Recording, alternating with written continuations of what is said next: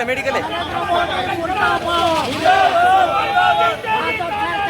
नहीं चलेगी नहीं चलेगी तेरी तानाशाही नहीं चलेगी नहीं चलेगी तेरी तानाशाही नहीं चलेगी नहीं चलेगी तेरी तानाशाही नहीं चलेगी।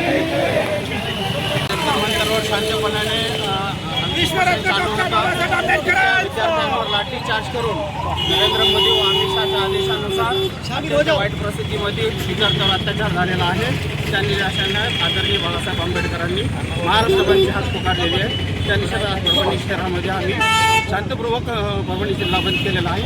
आमच्यासोबत सर्व आंबेडकर चळवळीचे संघटनेचा संस्था आहेत. अनेक लोकांना आम्हाला पाठिंबा दिलेला आहे आणि आम्ही त्याच्यासोबत परभणी जिल्हा शांतपणे बंद केलेला आहे.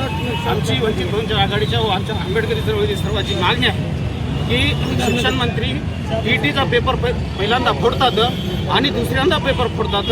या पेपर फुटीमध्ये 26 विद्यार्थ्यांचा बळी गेलेला आहे आणि बळी गेला असताना बी जंतर मंतरवर शांतपणे आमचे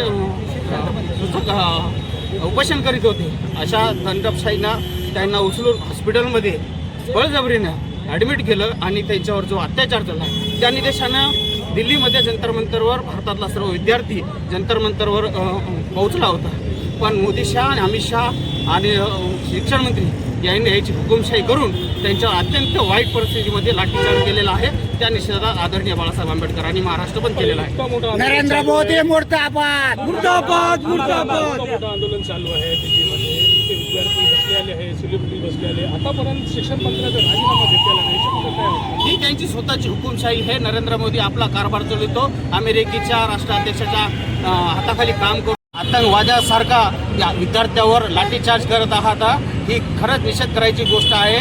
जे विद्यार्थी तनामना दळातून शिक्षण करतात, देशाचे भविष्य आहे, अशा विद्यार्थ्यावर जर तुम्ही लाठीचार्ज करत असाल तुम्ही सर्वात पहिलं नरेंद्र मोदी आपली लाज वाटू द्या जीवाला राजीनामा द्या. वंचित बहुजन आघाडीकडून पूर्ण महाराष्ट्रामध्ये बंद करण्यात आहे. याच्या पुढे काय पाऊल असेल? आदरणीय बाळासाहेब आंबेडकरांनी 23 जुलैला बंदचं आवाहन केलेलं आहे. आम्ही शांतपूर्वक आवाहन करीत आहोत. आमच्यासोबत आमचे सुधीर भाऊ असतील, आणखी सर असतील, सर्व असतील. आम्ही सर्व मिळून परभणीला आवाहन केलेलं आहे. पुढचे आदेश बाळासाहेबांचेपर्यंत आजचा दिवस आम्ही शांतपूर्वक परभणी बंद केलेली आहे. पुढचा आदेश बाळासाहेबांचा मी निश्चित तुम्हाला सांगतो.